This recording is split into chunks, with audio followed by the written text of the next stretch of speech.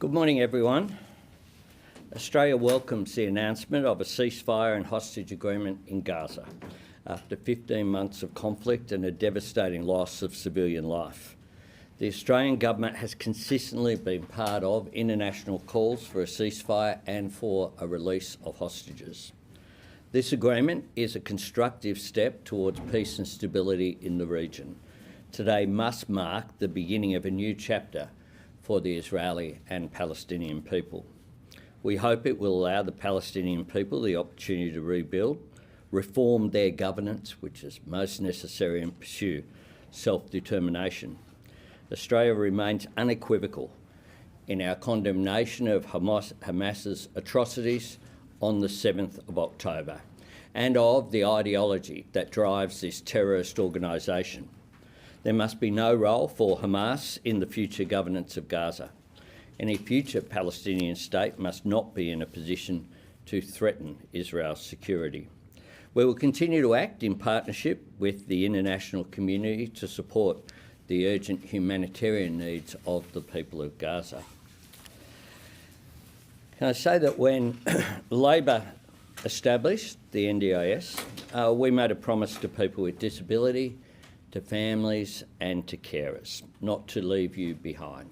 We will keep that promise. We will build on the work that Bill Shorten has done, together with Jenny Macklin as the Minister responsible for the creation of the NDIS, to make the scheme stronger, to deliver dignity and security for Australians with a disability. As a country, we still have a long way to go to take responsibility for ensuring that people with a disability are seen and treated equally in health, in education and in employment. The NDIS has changed so many lives, but there is much work still to do, because the truth is, under the former government, the scheme did lose its way. This term, Bill Shorten has put people with disability back at the centre of the NDIS, as he committed to do, and set the scheme, importantly, on a sustainable footing, cleaning up some of the mess that he inherited and cracking down on those taking advantage of people with disability, but also having a lend of taxpayers. I will continue this work, as will the new ministers I am announcing today. Following the resignation of Bill Shorten as the Minister for the National Disability Insurance Scheme and Minister for Government Services, today I'm announcing updates to the Cabinet and the Ministry. These will formally be put in place at a swearing-in ceremony on Monday morning. Put it in your diary, 9:30 a.m. at Government House with Her Excellency Sam Mostyn. I will recommend to Her Excellency the following changes to the Ministry. Amanda Rishworth to become, in addition to her current responsibilities, Minister for the National Disability Insurance Scheme. Senator Katie Gallagher to become the Minister for Government Services. Dr Anne Ali to become the Minister assisting the Minister for the National Disability Insurance Scheme. All of these positions will be in addition to the ministerial responsibilities already held by Ministers Rishworth, Gallagher and Ali. In addition, Annika Wells MP, the Minister for Aged Care and Minister for Sport, will be promoted to the Cabinet.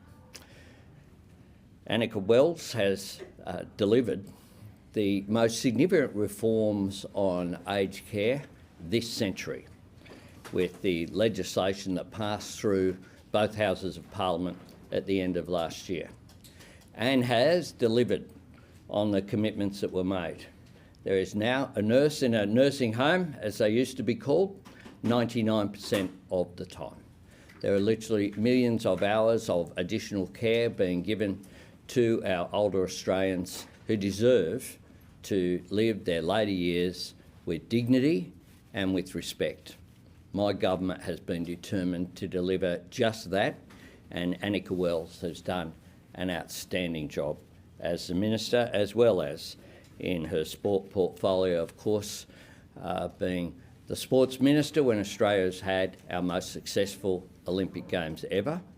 of which the additional funding that the government was able to provide for Olympic-based sport has been acknowledged by the Australian Olympic Committee and others. People like John Coates have personally said to me that that is something that made an enormous difference going forward.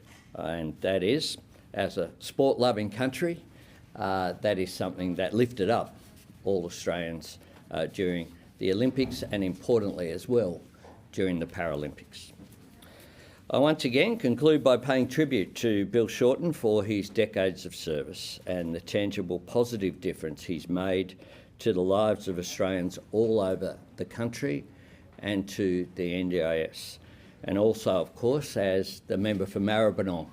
One of the things about Bill is that he was determined to make sure that his local electorate continues to be looked after. And at the end of last year, for example, we announced a new headspace would take place, be able to be there located in that electorate.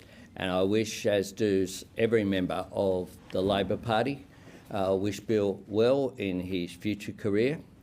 We acknowledge his service, in particular 6 years of having the honour of leading the Australian Labor Party, but as an effective minister, as an advocate throughout the Labor movement, not just the parliamentary wing, but also as a leader of the trade union movement through the Australian Workers' Union.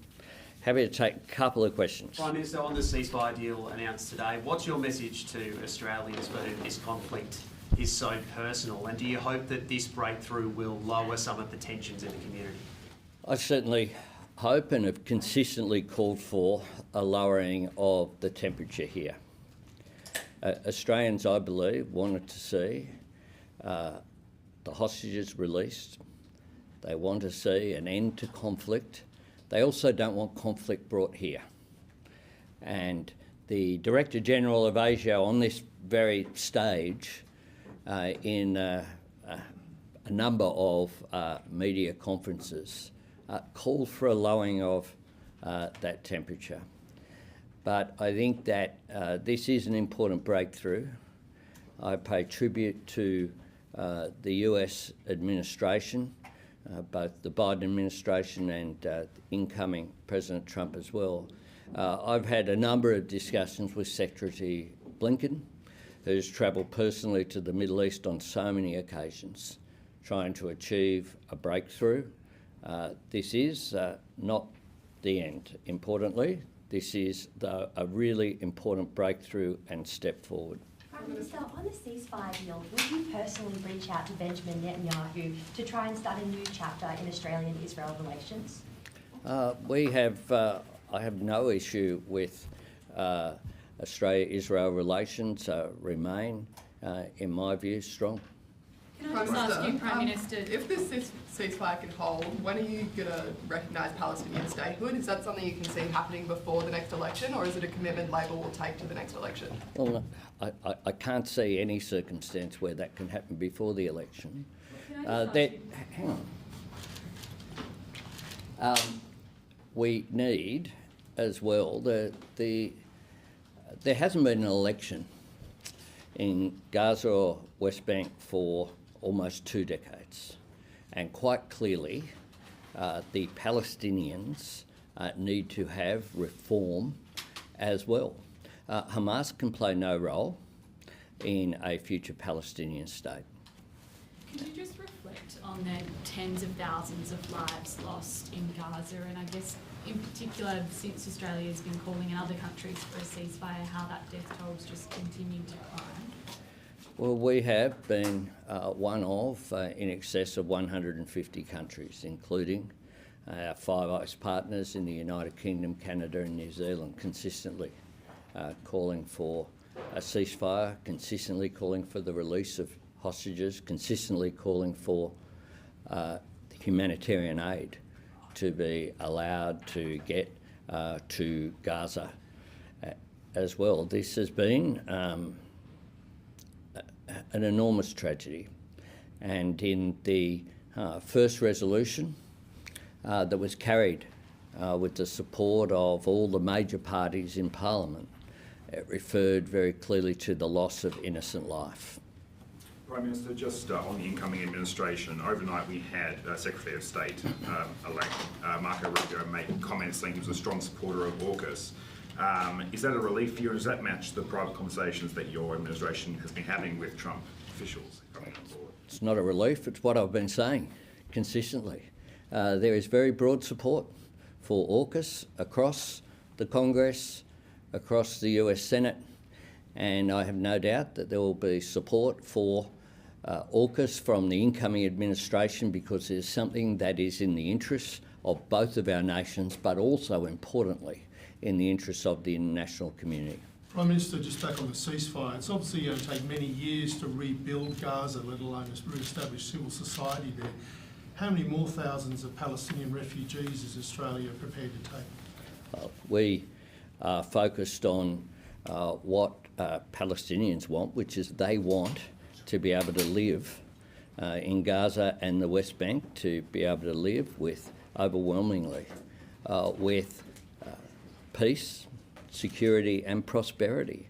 The people of Gaza have been through an awful time. Hamas is the enemy of the Palestinian people, not just the enemy of the State of Israel. And I think that the first priority and part of this deal is an increase in humanitarian aid. Follow that question. There has been a lot of talk about international efforts to rebuild Ukraine in the wake of the conflict there. Would Australia contribute to, or would you be supportive of Australia being part of efforts to rebuild Gaza? Look, today, I don't want to get ahead of where today's announcement is. The first priority is to get food and essentials to the people of Gaza. That's what the priority is of not just Australia but the international community, and that is what this agreement has achieved. Andrew Lusk. You mentioned self-determination, and yet you said that Hamas cannot play a role in a future, in Palestine's future.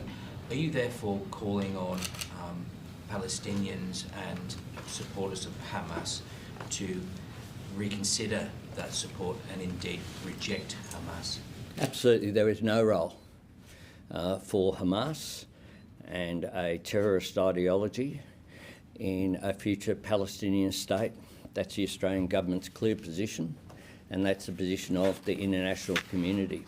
I want Israelis and Palestinians to live in peace and security with prosperity.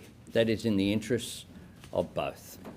And both Israelis and Palestinians have suffered since Hamas chose to engage in the atrocities of October 7. Thanks very much.